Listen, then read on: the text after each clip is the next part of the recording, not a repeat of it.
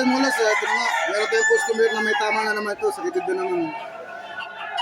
Ito lang discard ito mga lods. Para sumulit. Gumaling. Bali dalawang litid lang naman yung naputol. Ngayon lang natin yung kanyang litid. Hindi ko na ipapakita ng malapitan kasi baka ma-restrict na naman tayo ni Ramina. Dito si Lolo. Kaya dapat tahiin lang natin na hindi natin pinapakita yung kanyang mga tama.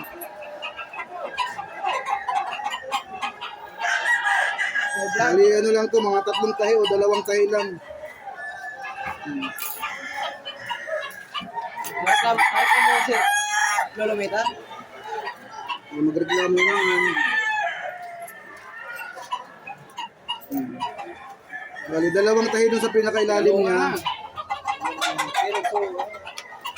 2 tahi sa pinakailalim niya tapos 1 tahi na sa taas. Parang paano may palungi, di pinalungan lugaw. Tapos meron pa tayong ilalagay dito na ano, yung ating pinaka-sikretong malupit Diretso na yung isang tadi, tanggal na yung so. na ngayon nyo lang makikita. Sumulos tahiin na natin yung kanyang ano, balat. Tapos lalagyan natin siya mamaya ng brace. Papakita ko sa inyo kung paano ko lagyan ng brace. Para hindi siya mahiknat. Hindi mapunit yung kanyang tahi. So yung mga lods, bali isang tahi na lang sa kanyang balat. Tapos lalagyan na natin siya ng kanyang ano, brace. Dapat mga lods, gawa natin ang paraan kung paano makarecover yung mga manok natin na, yung mga customer. Para hindi magsawa magpagamot sa atin yung mga suki natin. Kaya lagi akong may mga balo na magamit ng kompleto. Okay. Bali, lagyan natin siya ng brace, ha?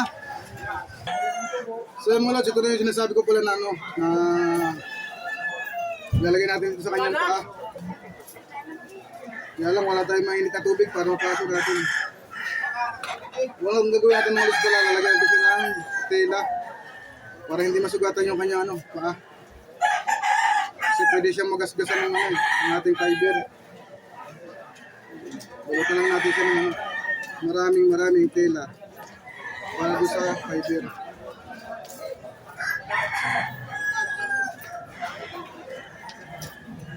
Tapos pwede natin lagay ito para lagi lang yung naka-straight yung kanyang paa. Kaya ilalagay na pala natin ano, electrical tape na lang kasi yung ano natin ay madaling maputol yung ating double tape. Ganyan lang gagawin natin.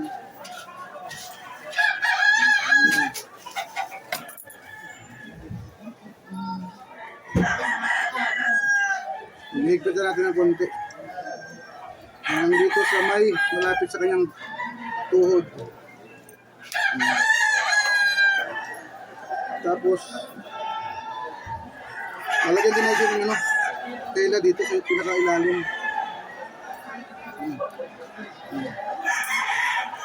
Para hindi masugatan yung kanyang hita. Tapos lalagyan ulit natin siya ng tape. Yun lang. Yun lang kasimple mga logs yung ating DIY sa ating mga manok na ginagamit. Ang purpose nga pala ito mga lods para hindi siya makagalaw o hindi magalaw yung kanyang yung tama sakitid. Kasi pag gumalaw siya ng ganito, may tendency na maputol ulit yung tahi natin. Kaya nilalagyan natin siya ng brace na ganito. Para lagi lang siyang unat. Ano, ganyan, unat. Sakit.